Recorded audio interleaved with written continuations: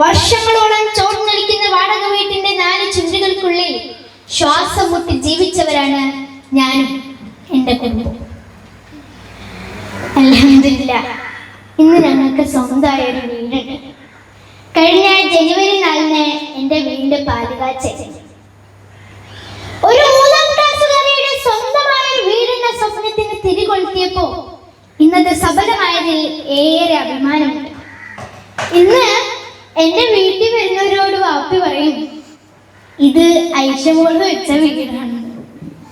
Social മീഡിയയിൽ നിന്നും മറ്റു പ്രോഗ്രാമുകളിൽ നിന്നും കിട്ടുന്ന വരുമാനം കൊണ്ട് എൻ്റെ പേരൻസിനെ സഹായിക്കുന്നെങ്കിലും എപ്പോഴും മാതാപിതാക്കളുടെ അഡ്രസ്സിൽ ജീവിക്കുന്നതാണ് സന്തോഷം. അന്ന് ആ വാടക വീടിന്റെ കരി പിടിച്ച് ചുമലിൽ ഒരു ഫ്ലെക്സ് ഒട്ടിച്ചിട്ട് അതിന്റെ മുന്നിൽ നിന്നുകൊണ്ട് മൊബൈൽ ക്യാമറയിലൂടെ ഞാൻ ലോകത്തോട് സംസാരിച്ചു തുടങ്ങി. ഇന്ന് നിയമസഭ, അന്താരാഷ്ട്ര പുസ്തകോത്സവം ഉൾപ്പെടെ 100-ലധികം വേദികൾ പങ്കിട്ട് നിങ്ങളുടെ മുന്നിൽ നിൽക്കുന്നു. അൽഹംദുലില്ലാഹ്. പ്രിയപ്പെട്ടവരെ, ഒരു സ്വപ്നവും ചെറുതല്ല. ഒരു വൈകല്യങ്ങളും നമ്മളെ സ്വപ്നങ്ങളിൽ നിന്ന് പിടിച്ചു കെട്ടില്ല. 2022-ലെ വേൾഡ് കപ്പിന്റെ ഉദ്ഘാടന വേദി ലോകത്തെ വിസ്മയിപ്പിച്ച അരയ്ക്ക് താഴോട്ടില്ലാത്ത മുഹമ്മദ് ഖാനുവിന്റെ വാക്കുകളാണ് എനിക്ക് പ്രചോദനമായത്. പറഞ്ഞു വന്നത്, സ്വന്തമായൊരു വീട് എന്നത് ഏതൊരാളുടെയും സ്വപ്നമാണ്. ആ സ്വപ്ന സാഫല്യത്തിനാണ് ഈ കൂട്ടായ്മ പ്രവർത്തിക്കുന്നത്.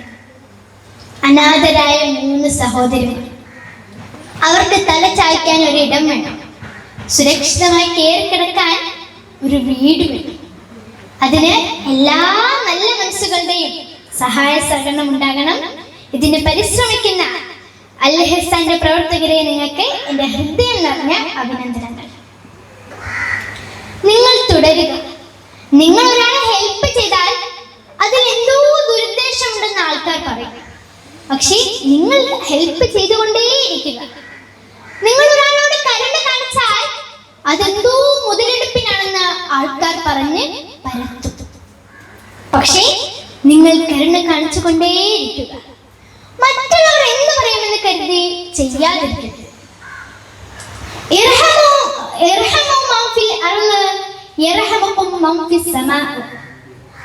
ഭൂമിയിലുള്ളവരോട് നിങ്ങൾ കരുണ കാണിക്കും, എന്നാൽ ആകാശത്തിന്റെ അധിപൻ നിങ്ങളോടും കരുണ കാണിക്കും. അവനവൻ ആത്മസുഖത്തിനായി ആചരിക്കുന്നവ അവരന് സുഖത്തിനായി വരണമെന്ന് ഗുരുദേവൻ.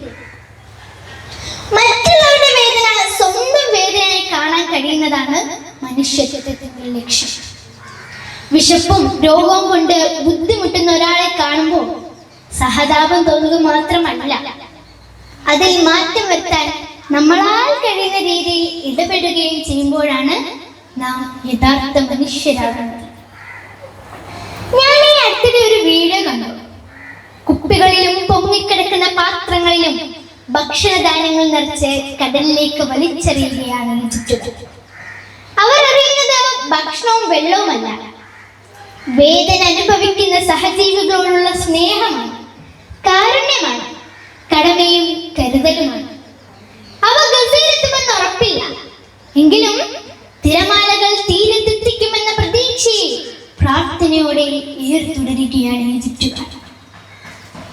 ഗസയിലെ വിശന്നു കരഞ്ഞു തളർന്ന കുഞ്ഞുങ്ങളുടെ ദയനീയ ദൃശ്യം കണ്ട് കരളലിഞ്ഞ ഈജിപ്തിലെ സാറ എന്ന മനുഷ്യാവകാശ പ്രവർത്തകയുടെ മനസ്സിലുദിച്ച ആശയമാണ് ആ നാട്ടിലെ ജനങ്ങൾ നെഞ്ചോട് ചേർത്ത് പിടിച്ചിരിക്കുന്നത്. അരിയും പയറും പരിപ്പുമൊക്കെ വൃത്തിയുള്ള കുപ്പികളിൽ നിറച്ച് ഓരോ കുപ്പിയിലും ഒരു ചെറിയ കടലാസ് വെച്ചു. അതിൽ ഇങ്ങനെ എഴുതി, ക്ഷമിക്കുക, നിങ്ങളുടെ ക്ഷമയ്ക്ക് വലിയ പ്രതിഫലമുണ്ട്. അതിനിടയിൽ സാറാനിയുടെ പേരും നമ്പരും. മറ്റൊന്നിനുമല്ല, ലോകത്തിന്റെ ഏതെങ്കിലും ഒരു കോണിൽ അവരെ കുറിച്ച് ഇപ്പോഴും ഓർക്കുന്ന ഹൃദയമുണ്ടെന്ന് അവരറിയാൻ വേണ്ടി മാത്രം. ഭദ്രമായി അടച്ച കുപ്പികൾ ലക്ഷ്യത്തിലേക്ക് എത്തണേ എന്ന പ്രാർത്ഥനയോടെ കടലിലേക്ക് ഒഴുക്കി സാറാണ്ടി. ആ കുപ്പികളെ കാറ്റ് ആഴങ്ങളിലേക്ക് വലിച്ചു കൊണ്ടുപോയില്ല. കടൽ വെള്ളം കുപ്പിയിൽ കയറി ഭക്ഷണത്തിന് കേടുവന്നില്ല.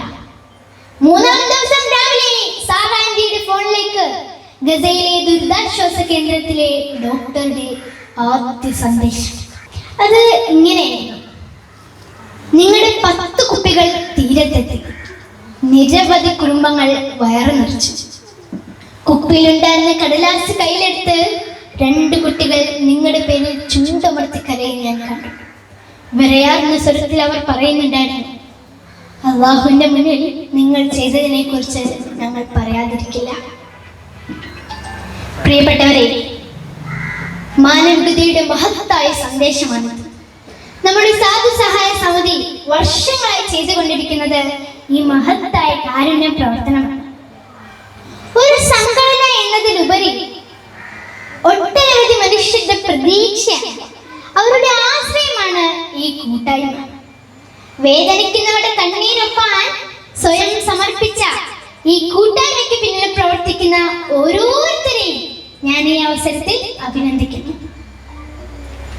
നമുക്ക് ഒറ്റയ്ക്ക് വലിയ കാര്യങ്ങൾ ചെയ്യാൻ കഴിയുന്നവരില്ല. പക്ഷേ നമ്മൾ ഓരോരുത്തരും ചേർന്ന് ചെയ്യുന്ന ചെറിയ സഹായങ്ങൾ ഒത്തുചേരുമ്പോൾ അതൊരു വലിയ മാറ്റത്തിന് കാരണമാണ്.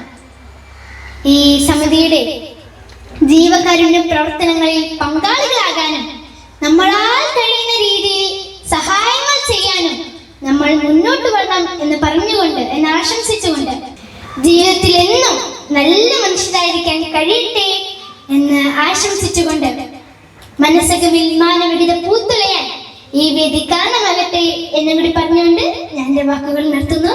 നന്ദി, നമസ്കാരം. അസ്സലാമു അലൈക്കും വറഹ്മത്തുള്ളാഹി വബറകാതുഹു.